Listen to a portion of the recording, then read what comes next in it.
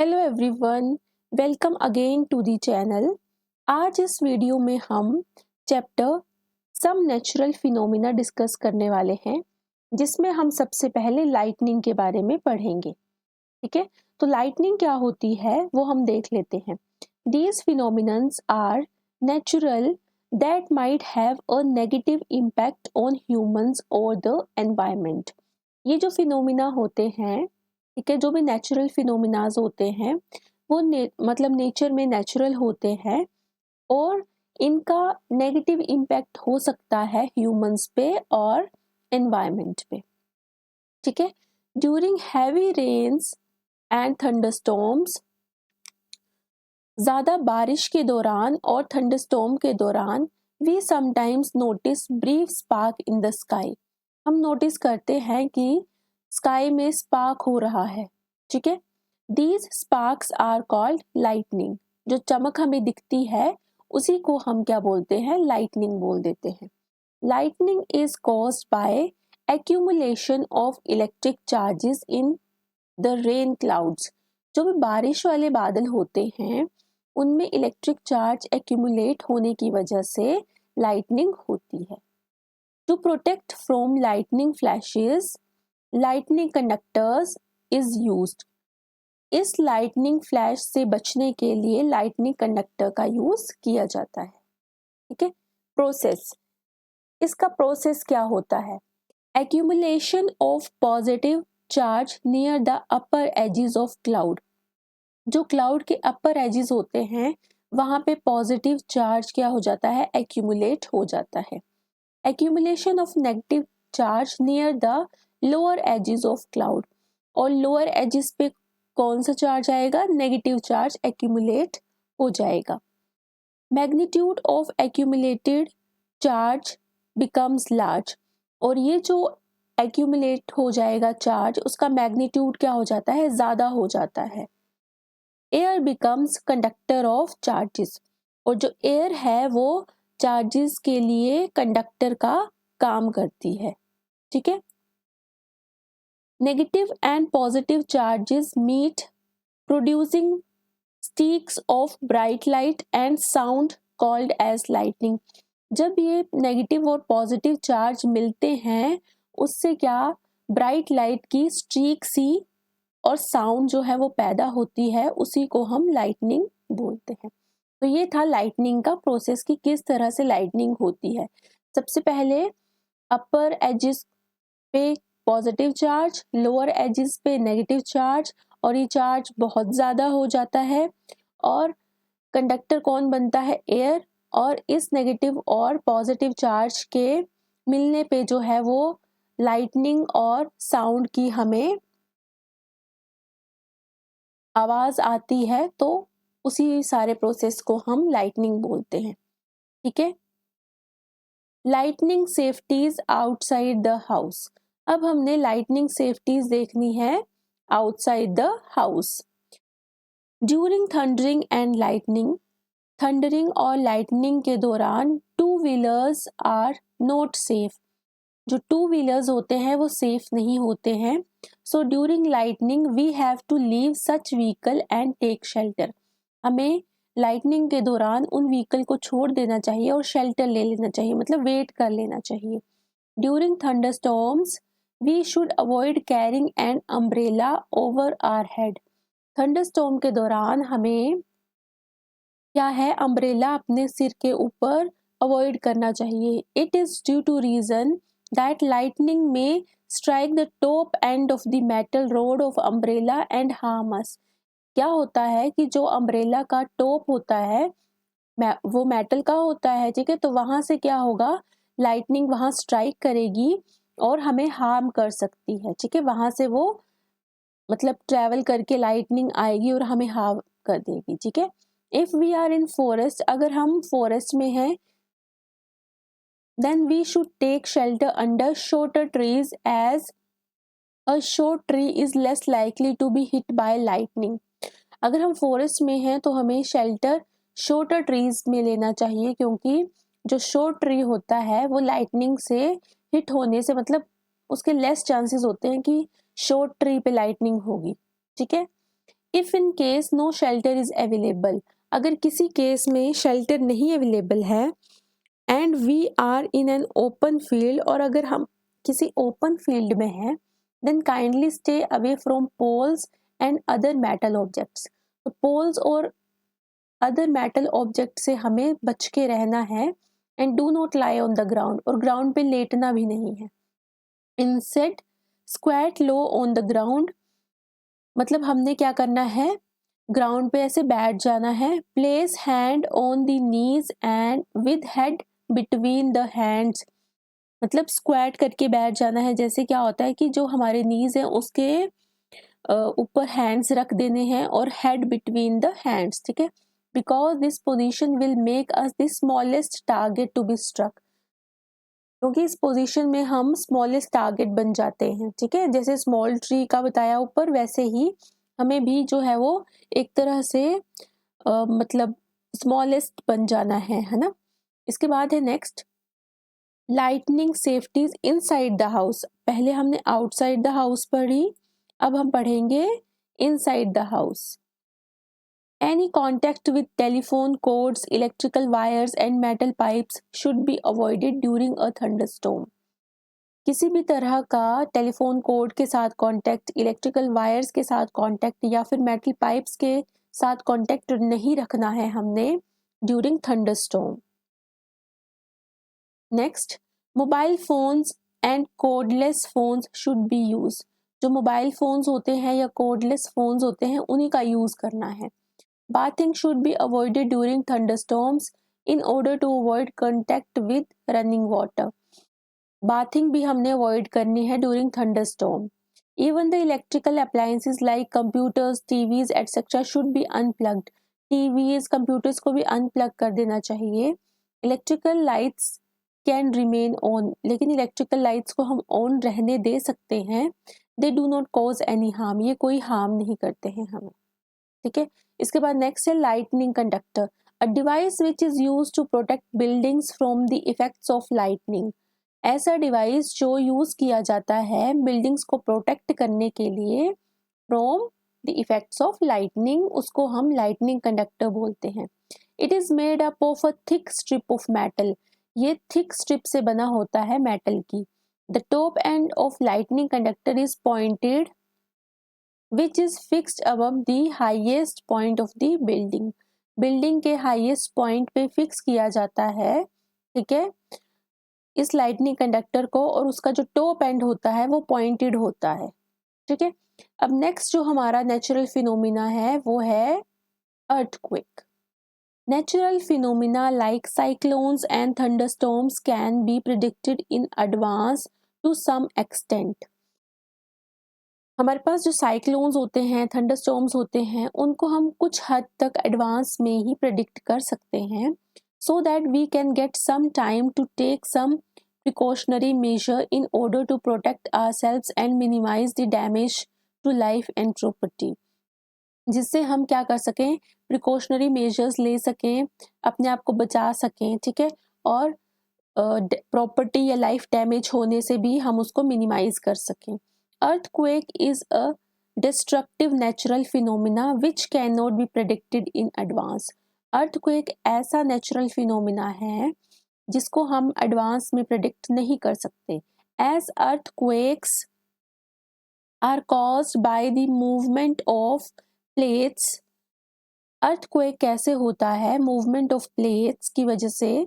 The boundaries of the plates are the weak zones, और जो boundaries होती हैं plates की वो weak zones होते हैं, where the earthquakes are more likely to occur, जहाँ पे earthquake जो है वो ज़्यादातर होता है।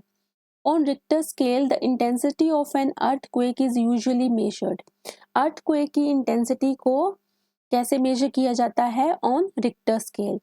On this scale, a series of numbers from 1 to 12 are written. इस स्केल में 1 to 12 नंबर्स लिखे होते हैं which are use to express the power of earthquakes, जो अर्थक्वेक की पावर को एक्सप्रेस करते हैं। The seismic waves are those waves which are produced by tremors on the earth surface. Seismic waves जो होती हैं वो ऐसी वेव्स होती हैं जो अर्थ सरफेस पे ट्रेमोर्स की वजह से प्रोड्यूस होती हैं। These waves are recorded by an instrument called the seismograph. और उन waves को हम कैसे measure करते हैं? By using seismograph. By studying about seismic waves के बारे में पढ़ने के लिए scientists can construct a complete map of the earthquake. Scientists क्या कर सकते हैं? Complete map तैयार कर सकते हैं earthquake का and also calculate its power to cause destruction. और इसकी पावर को भी कैलकुलेट कर सकते हैं to cause destruction. ठीक है? इसके बाद नेक्स्ट है हमारा tsunami. Tsunami is a type of earthquake under the ocean floor which generates powerful sea waves. Tsunami क्या होता है? अर्थक्वेक का ही एक टाइप है, लेकिन ये कहाँ होगा? अंडर द ओशन फ्लोर, जो क्या जनरेट करता है? Powerful sea waves. These kinds of waves travel across the ocean at speed up to about 1000 km per hour and can be 30 meter or more high. तो ये जो हमारी waves होती हैं ये किस स्पीड से चलती हैं? 1000 किलोमीटर पर आवर से, और हाई कितना ये जा सकती हैं? 30 मीटर और मोर. ठीक है.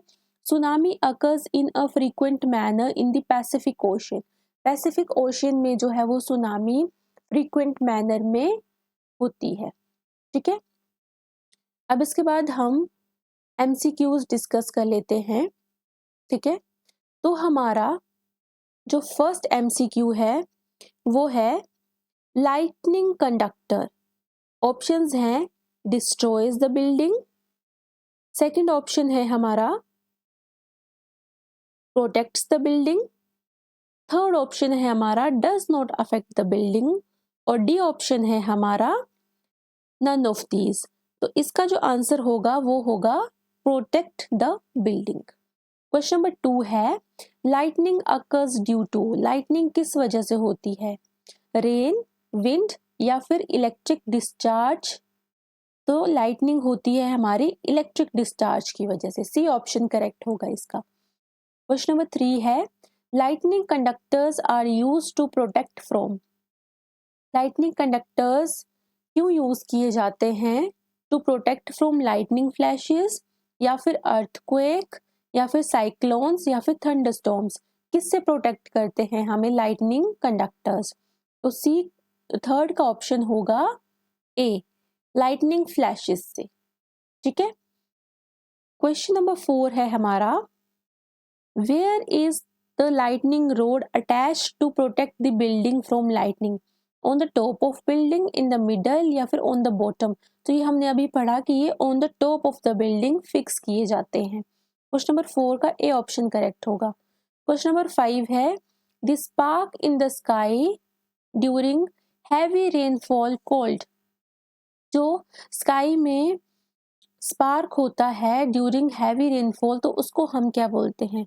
उसको हम बोलते हैं साइक्लोन्स, लाइटनिंग, अर्थक्वेक या फिर थंडरस्टॉर्म. तो इसको हम लाइटनिंग बोलते हैं. बी ऑप्शन करेक्ट होगा. क्वेश्चन नंबर 6 है name the resin which produces spark is. Gum, amber या फिर बोथ ए एंड बी या फिर नन ऑफ दीज. तो इसका होगा एम्बर. क्वेश्चन नंबर 7 है sparkers can be seen on electric pole when wires become. ये जो स्पार्क्स होते हैं ये इलेक्ट्रिक पोल्स में भी हमें देखने को मिलते हैं जब वायर्स क्या हो जाती हैं? लूज, टाइट, रिंकल या फिर नन ऑफ दीज. तो जब जो हमारी वायर्स हैं वो लूज हो जाती हैं तब हमें ये देखने को मिलता है. क्वेश्चन नंबर 8 है बेंजामिन फ्रैंकलिन शोड लाइटनिंग इन. बेंजामिन फ्रैंकलिन में ने जो लाइटनिंग है वो कब शो की थी? तो उसने की थी 1752 में. The charge acquired by a glass rod when it is rubbed with silk is. Glass rod पे कौन सा चार्ज आ जाता है जब उसको सिल्क के साथ रब करते हैं? नेगेटिव, पॉजिटिव, बोथ या फिर नन ऑफ दीज. तो इसमें आ जाता है हमारा positive charge. The process of electric discharge can occur between. जो इलेक्ट्रिक डिस्चार्ज है वो प्रोसेस किसके बीच में अकर होता है? 2 और more clouds, clouds and the earth या फिर बोथ ए एंड बी या फिर none of these. Question number 10 का होगा सी, टू और मोर क्लाउड्स के बीच में भी हो सकता है और क्लाउड एंड द अर्थ के बीच में भी हो सकता है ये। क्वेश्चन नंबर 11 है, to protect tall buildings from the damage of lightning we can do what. ठीक है, हमें टॉल बिल्डिंग्स को डैमेज ऑफ लाइटनिंग से बचाना है तो क्या करेंगे? Not to build tall buildings, install lightning conductors, install many TV antennas, have a roof top garden. तो इसका बी ऑप्शन करेक्ट होगा, install lightning conductors. Question number 12, during lightning and thundering which vehicle is not safe. अभी हमने पढ़ा कि two wheeler is not safe. ठीक है, question number 13, the like charges, जो लाइक चार्जेस होते हैं वो क्या करते हैं? Repel each other, attract each other, no interaction takes place, या फिर ऑल ऑफ द अबव। तो जो लाइक चार्जेस होते हैं वो रिपेल करते हैं, ए ऑप्शन करेक्ट होगा। Which of the following is not likely to cause tsunami. इनमें से कौन सा कॉज नहीं है सुनामी का? A major nuclear explosion under sea, earthquake, volcano eruption, या फिर लाइटनिंग। तो इसका डी ऑप्शन करेक्ट होगा। ठीक है, question number 15, lightning always follows rain, thunder, the easiest path, a straight path. तो क्वेश्चन नंबर 15 है थंडर।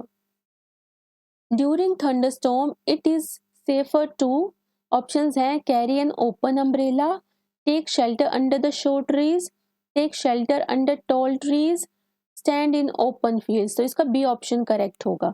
ठीक है, हमने पढ़ा था कि during thunderstorm it is safer to take shelter under the शोर trees. Question number 17, the shaking of earth is called. इसको क्या बोलते हैं हम? इसको हम अर्थक्वेक बोलते हैं। क्वेश्चन नंबर 18 है, choose the incorrect statement. In options में से जो इनकरेक्ट है वो हमने चूज करना है। Earthquakes occur any time all over the world, the plates of the outermost layer of the earth are always in continuous motion, tremors on the earth can also be caused by the eruption of a volcano, या फिर the process of electric discharge can not occur between clouds and the earth. तो incorrect कौन सी आ गई?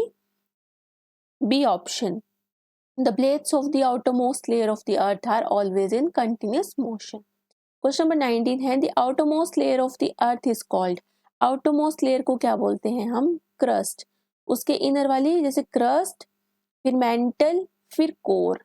ठीक है, जिसमें आउटर कोर और इनर कोर आ जाती हैं। ठीक है, ये क्रस्ट, फिर मेंटल, फिर कोर। ठीक है, क्वेश्चन नंबर 20 है, the earth's plate responsible for causing earthquake is. कौन सी प्लेट जो है वो रिस्पॉन्सिबल होती है अर्थक्वेक के लिए? The crust of the earth, the mantle of the earth, the inner core, या फिर द आउटर कोर। तो ए ऑप्शन करेक्ट होगा, the crust of the earth. Question number 21 है, the movement of the earth's plates causes. Earth's plates की movement की वजह से क्या होता है? अर्थक्वेक। ठीक है, Richter scale is related to, again earthquake से रिलेटेड है ये। Question number 23, the waves produced on the earth surface are called. Earth surface पे प्रोड्यूस होने वाली वेव्स को क्या बोलते हैं? इनको बोलते हैं seismic waves. Question number 24,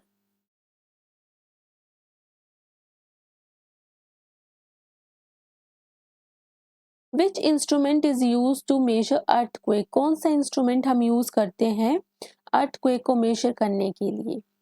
seismograph. Which destructive natural phenomena can not be predicted in advance. किसको प्रिडिक्ट नहीं किया जाता है एडवांस में? Earthquake. Which instrument recorded seismic waves? Seismograph. A option correct होगा। Question number 27, instrument use for recording the intensive of earthquake is. कौन से instrument को यूज करते हैं हम करते हैं गोल्डी फ्लेक्ट्रोस्कोप, सिस्मोग्राफ, स्पीडोमीटर, या फिर ओडोमीटर। तो हम करते हैं सिस्मोग्राफ को use. Question number 28, the power of which one of the following is expressed in terms of magnitude on a scale called the Richter scale. इसका आंसर होगा option D, earthquake. Question number 29, When was the major earthquake occur in Bhuj district of Gujarat? कब हुआ था major earthquake? ठीक है, तो ये date हमें याद रखनी है 26 जनवरी 2001 को। ठीक है, question number 30, the weak zone of the earthquake known as, weak zone जो है वो अर्थक्वेक का, उसको हम क्या बोलते हैं, उसको बोलते हैं हम सिस्मिक जोन। ठीक है, क्वेश्चन नंबर 31 है, name the scale which is use to tell the size of the earthquake, कौन सा स्केल है जो अर्थक्वेक के साइज को बताता है, तो ये बताता है हमारा Richter scale. Destructive earthquakes have magnitude, जो डिस्ट्रक्टिव अर्थक्वेक होगा उसका कितना मैग्नीट्यूड होता है, मोर देन 7। ठीक है, अर्थक्वेक्स कैन कॉज, अर्थक्वेक्स क्या क्या कॉज कर सकते हैं। ठीक है, तो ये हमारे पास जो 4 ऑप्शंस गिवन है उनमें से ही हमने बताना है, तो इसका होगा सुनामी, फ्लड्स, लैंडस्लाइड। ठीक है, question number 34, what is the speed of wave during tsunami, 1000 kilometre per hour, A option correct होगा इसका। क्वेश्चन नंबर 35 है, सुनामी मीन्स, सुनामी का क्या मतलब होता है, सुनामी का मतलब होता है अर्थक्वेक अंडर सी, सी ऑप्शन करेक्ट होगा। Question number 36, consider the list of terms given below, tsunami, landslide, floods, lightning. अब हमने बताना है कि अर्थक्वेक कैन कॉज, अर्थक्वेक क्या क्या कॉज कर सकता है इन 4 ऑप्शंस में से। ठीक है, तो अर्थक्वेक जो है वो सुनामी, लैंडस्लाइड और फ्लड्स जो है वो कॉज कर सकता है, तो ए ऑप्शन इसका करेक्ट होगा। Question number 37, which is not a natural phenomena, इनमें से कौन सा नेचुरल फिनोमिना नहीं है, अर्थक्वेक है, लाइटनिंग भी है और सुनामी भी है, अर्थिंग नहीं है। ठीक है, बी ऑप्शन इसका करेक्ट होगा। क्वेश्चन नंबर 38 है हमारा, identify the correct sequence of process that results in the lightning, हमने प्रोसेस बताना है लाइटनिंग का जो हमने पढ़ा था। ठीक है, तो सबसे पहले क्या होता है, सबसे पहले हमारा accumulation of positive charge near the upper edges, ये वाला होता है पहले। ठीक है, इसके बाद accumulation of negative charge near the lower edges, second. ठीक है, फिर इसके बाद magnitude of accumulated charge becomes large, फिर इसके बाद air becomes conductor of charges, फिर इसके बाद negative and positive charge meets producing streaks of bright light and sound called lightning. ठीक है, तो ये हमारा प्रोसेस रहेगा, तो ये हमारा सी ऑप्शन में गिवन है। क्वेश्चन नंबर 39 है, an earthquake measuring 6 on the Richter scale is more powerful, यहाँ पे स्केल इज मोर, ये नहीं आएगा। ठीक है, Richter scale is more powerful than another having magnitude 4 by, अगर एक रिक्टर स्केल पे 6 आता है और एक पे 4 आएगा मैग्नीट्यूड, है ना, तो 6 वाला कितना ज्यादा होगा।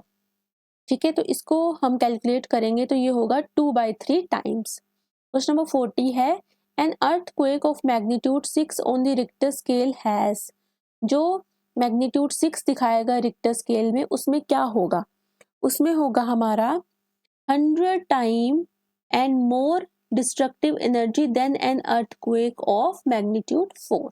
ठीक है, तो इसका बी ऑप्शन करेक्ट होगा। ओके, तो इस वीडियो में हमने चैप्टर भी अपना डिस्कस कर लिया और एमसीक्यूज भी इससे रिलेटेड डिस्कस कर लिए। आई होप आपको ये समझ में आया होगा। Thanks for watching, bye everyone.